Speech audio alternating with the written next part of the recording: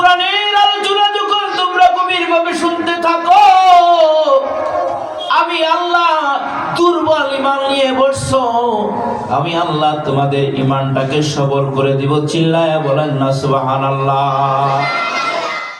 আকিল,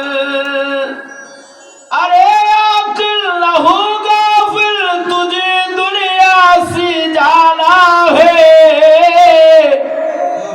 कि एक दिन अपना मुंह को खुदा को भी दिखाना है, कि एक दिन अपना मुंह को खुदा को भी दिखाना है। यहाँ हम सब मुसाफिर हैं, यहाँ हम सब मुसाफिर हैं, वही आखिर ठिकाना। कोई आगे रवाना है, कोई पीछे रवाना, कोई आगे रवाना है, कोई पीछे रवाना। चिल्लाया बोला যাবে কি আল্লাহু আকবার। আল্লাহ পাক কালামে হাকিম ইরশাদ করেন, ইন্নাল্লাযীনা আমানু ওয়া আমিলুস সলিহাত, নিশ্চয় যারা ঈমান এনেছে এবং সৎকর্ম করে, কানাত লাহুম জান্নাতুল ফিরদাউস, আমি আল্লাহ তাআলা তাদের জন্য জান্নাতুল ফিরদাউস সবচেয়ে বড় জান্নাত দান করব। ঈমান আর আমল যাদের ভালো থাকবে তাদের ঠিকানা হয়ে যাবে জান্নাত। তবে ঈমানটা কেমন ঈমান হওয়া লাগবে? আমার আল্লাহ ডাক দিয়ে বলে, আমিনু কামা আমানান নাস, আমিনু কামা আমানান নাস, তোমরা ঈমান আনো যেরকম মানুষেরা ঈমান এনেছে। ও মুমিন, এই নাস দ্বারা সাহাবায়ে কেরাম উদ্দেশ্য, অথবা আদম আলাইহিস সালাম থেকে শুরু করে এখন পর্যন্ত যারা ঈমানি পরীক্ষায় উত্তীর্ণ হয়েছে তারা উদ্দেশ্য। আমি কোন সাহাবীর কথা আপনাদের কাছে উপস্থাপন করব না, এমন একজন মহিলার কথা উপস্থাপন করব যার কথা আল্লাহর নবী হাদিসে ইরশাদ করেছে। তার ঈমানি পরীক্ষায় উত্তীর্ণ হওয়ার কারণে এখন পর্যন্ত মহিলাটাকে পৃথিবীর মানুষ বলতে পারে না, আল্লাহ তারে ভুলে নাই, ফেরেশতারাও ভুলে নাই। এটা সাধারণ একজন মহিলা, ফেরাউনের একজন দাসী ছিলেন, একজন দাসী। এই দাসীর কাজ ছিল ফেরাউনের ফ্যামিলির চুলগুলাকে আশ্রয় দেওয়া, অন্য কোনো তার ডিউটি ছিল না, চুলগুলাকে পরিপাটি করতেন। কিন্তু তার দিলে ছিল ঈমান, ঈমানি জজবাটা ছিল পরিপূর্ণ, কিন্তু ঈমান গোপন রাখছে। প্রকাশ করলে তো ফেরাউনের কাছ থেকে মুক্তি পাওয়া যায় না, এই কারণে সে গোপন রাখছিল। কিন্তু একদিনের ঘটনা, চিরুনি দ্বারা চুলগুলো আশ্রাইতেছে, হঠাৎ করে হাত থেকে, দাসীর হাত থেকে চিরুনিটা মাটিতে পড়ে গেছে। যারা প্রকৃতপক্ষে মুমিন হয় তারা প্রত্যেকটা কাজের শুরুতে বিসমিল্লাহ দ্বারা শুরু করে। হাদিসের ভিতর আসছে, কুল্লু আমরিন দিবানিন লাম ইয়াবদা বিসমিল্লাহ ফাহুয়া আবতার, প্রত্যেক যেই কাজ বিসমিল্লাহ দ্বারা শুরু হয় না ওটা বরকত শূন্য হয়। ও ছিল মুমিন, দুনিয়াতে প্রত্যেকটা কাজেরই বরকত কামনা করে, ফলাফল কামনা করে, আল্লাহর কাছ থেকে ফল নেবে। এই কারণে তার ঈমানি চেপে থাকা ঈমানটা এবার প্রকাশ করে ফেলেছে। বিসমিল্লাহির রহমানির রহিম বলে চিরুনিটা উঠাই ফেলাইছে। ফেরাউনের কন্যাটা ডাক দিয়ে বলে, এই দাসী, তুমি আল্লাহরে খোদা মানো, আমার বাবারে খোদা মানো না। কই না না, তোমার বাবারে খোদা মানতে পারি না, কারণ তোমার বাবার তো খোদা হওয়ার কোনো যোগ্যতা নাই, বরং আমার খোদা তোমার খোদা, তোমার বাবার খোদা হলেন স্বয়ং আল্লাহ। চিল্লায়া বলা যাবে কি আল্লাহু আকবার। ফেরাউনের কন্যাটা আশ্চর্য হয়ে গেলেন, কত বড় স্পর্ধা! যখন মিশরের সকল মানুষ আমার বাবারে খোদা মানে, অথচ আমার ঘরেই লালিত পালিত আমাদের দাসী আমার বাবারে খোদা মানে না। এই দাসী, তোমার কি জানের প্রাণের মায়া নাই? সব আছে, কিন্তু তোমার বাবারে খোদা মানার কোনো হিম্মত আমার নাই, কোনো দিন তোমার বাবার আমি খোদা মানবো না। ফেরাউনের কন্যাটা রাগান্বিত হইয়া বাবার কাছে অভিযোগ করে, বাবা বলো তো, সত্যি করে বলো আমাদের রব কে? কই কেন, আমি তো তোদের রব। বাবা ছোটকাল থেকে তো এটাই জানতাম, কিন্তু আমাদের দাসী সে তো তোমার রব মানে না, রব মানে আল্লাহকে। বলস কি? এই কথাটা যদি এই মিশনের মানুষেরা জেনে ফেলে তাহলে তো আমার ক্ষুধাগিরি থাকবে না। না না, তাই দাসীকে ধরে নিয়ে আসলাম। দাসীকে ধরে আনা হলো। এবার প্রশ্ন করে, আয় বল মার রব্বুকে, তোর রব কে? দাসী জবাব দেয়, কেমন জবাব দেয়, তার জীবনের কোনো মায়া নাই। দাসীরা এবার ও বাঁচবে না মরবে খবর নাই, তার মুখ দ্বারা আওয়াজ বাহির হয়ে গেছে, রব্বি ওয়া রব্বুকা হুয়া আল্লাহ, আমার রব তোমার রব তিনি হলেন স্বয়ং আল্লাহ। আশ্চর্য হয়ে গেছে ফেরাউন, হা করে তাকায় আছে। তোর কত বড় স্পর্ধা, আমার সামনে দাঁড়ায় বলস আমার রব আল্লাহ? তোর কি জানের মায়া নাই, প্রাণের মায়া নাই? জানের মায়া আছে, প্রাণের মায়া আছে, তবে ইমানের মায়া তার চেয়ে বহু গুণ বেশি। জোরে বলেন না সুবহানাল্লাহ। আমার জান চলে যাবে, আমার কাছ থেকে আমার প্রাণ চলে যাবে, কিন্তু পৃথিবীর কেউ আমার কাছ থেকে আমার ইমান আলাদা করতে পারবে না। ভয় দেখায় লাভ নাই, ইমানের জায়গা থেকে আমি সরে আসবো না। তাকে বিভিন্নভাবে নির্যাতন করা হয়, জেল ফাঁসির হুকুম জারি করা হয়, কিন্তু দাসীটা ওই অবস্থায় অটল রয়েছে। ফেরাউনের বাহিনীরা বলতেছে এইভাবে কাজ হবে না, দুর্বল জায়গায় আঘাত করা লাগবে। কি তার দুর্বল জায়গা? এই দাসীর 5টা সন্তান আছে, সন্তানগুলাকে বড় মহব্বত করে, স্বামী নাই এই বিধবা মহিলাটা সন্তানগুলাকে খুব যত্ন সহকারে লালন পালন করে ওই সন্তানগুলাকে ধরে নিয়ে আসেন, সন্তানগুলাকে মার সামনে প্রহার করতে থাকবেন। দেখবেন একটা সময় সন্তানের মায়ায় পড়ে তার ইমানের কালিমাটা ছেড়ে দিবে, সে আপনাকে রব হিসেবে মেনে নিবে। ফেরাউন খুশি হয়ে গেলেন। এবার তার সন্তানগুলাকে ধরে নেওয়া হলো, মাকে বাঁধা হলো। সন্তানগুলা এই অবস্থা দেখে মার জন্য কান্নাকাটি করতেছে। এইদিকে ফেরাউনের তাণ্ডবে লীলা শুরু করে ফেলেছে। বিশাল বড় একটা পিতলের পাতিল হাজির করেছে, ওর ভিতরে তৈল গরম করা হয়।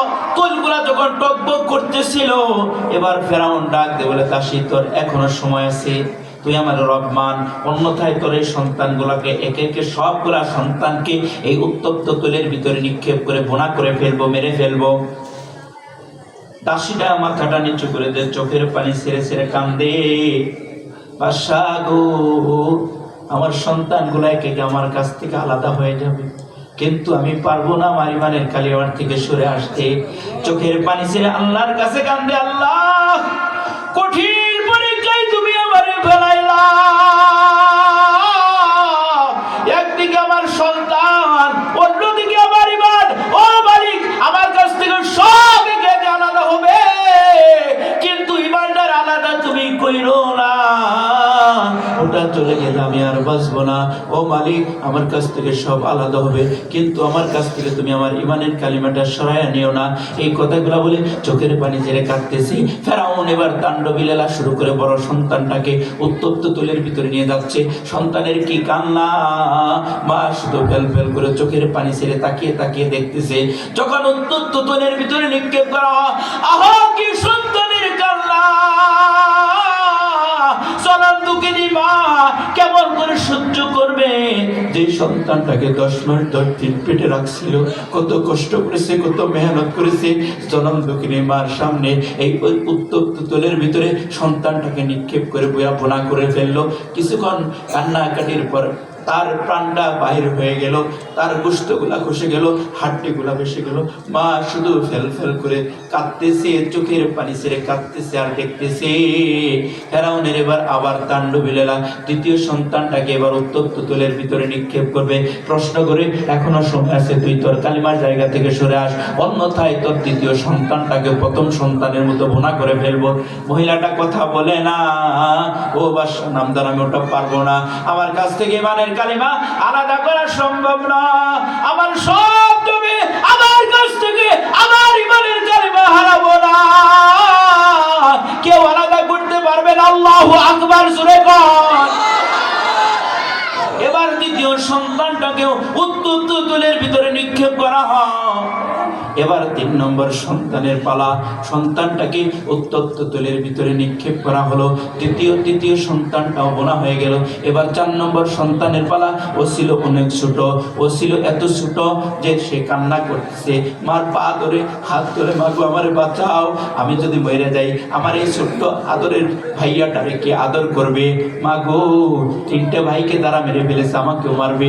পা ধরে হাত ধরে, কিন্তু মার হাত পা বাঁধা, শুধু চোখের পানি ছেড়ে কান্দে, ও নিরুপায় কোনো জবাব দিতে পারে না। এবার ফেরাউনের বাহিনীরা নৃত্য করতেছে, নাচতেছে, তারা আমোদ প্রমোদ করতেছে। এদিকে অসহায় মার, তার চোখের কি কান্না! আসমান জমিনের ফেরেশতাগুলা কান্দে, ও মালিক আমরা তো সহ্য করতে পারতেছি না, তুমি কেমন করে সহ্য করো আল্লাহ, তুমি একটা কিছু করো না। এবার 4 নম্বর সন্তানটার পালা। এবার ওই সন্তানটাকেও উত্তপ্ত তৈলের ভিতরে নিক্ষেপ করা হয়।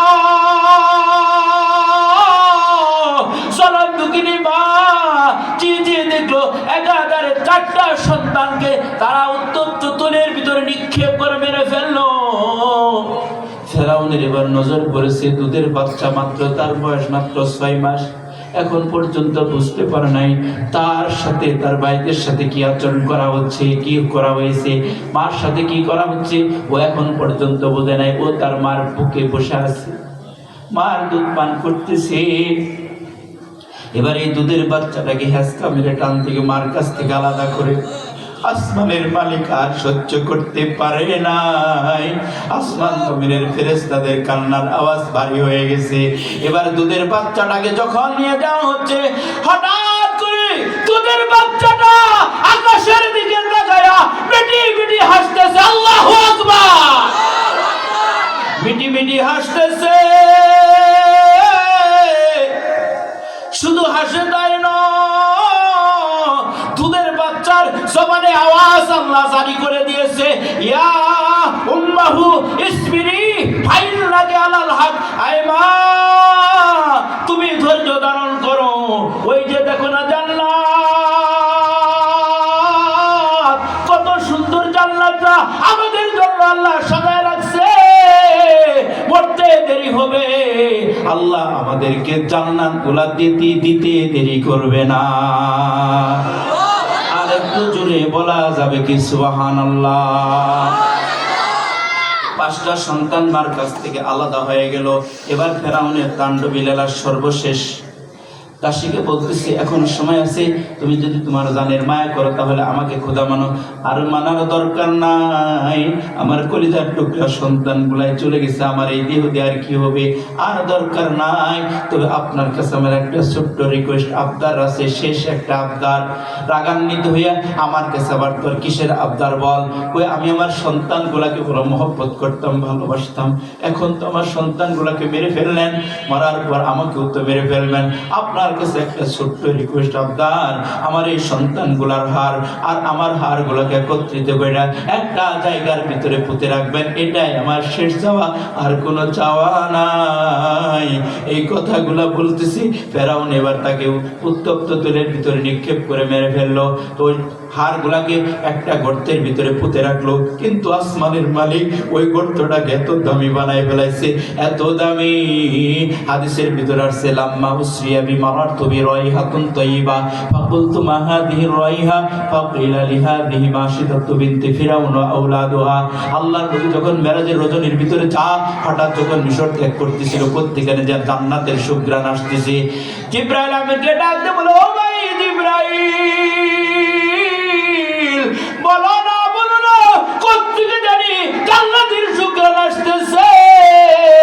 জিবরাইল আমিন ডাক দিয়ে বলে, ও পয়গম্বর, এটা হলো ফেরাউনের ওই দাসী, যেই দাসী মানে পরীক্ষায় উত্তীর্ণ হয়েছে, তার সন্তানগুলোকে নির্মমভাবে শাহাদাত বরণ করেছে। আল্লাহ তাআলা তাদের ওই কবরটাকে এত দামি করে বানায় রাখছে, কিয়ামত পর্যন্ত তাদের কবর থেকে জান্নাতের সুঘ্রাণ জারি রেখেছে। চিল্লায়া বলা যাবে কি সুবহানাল্লাহ?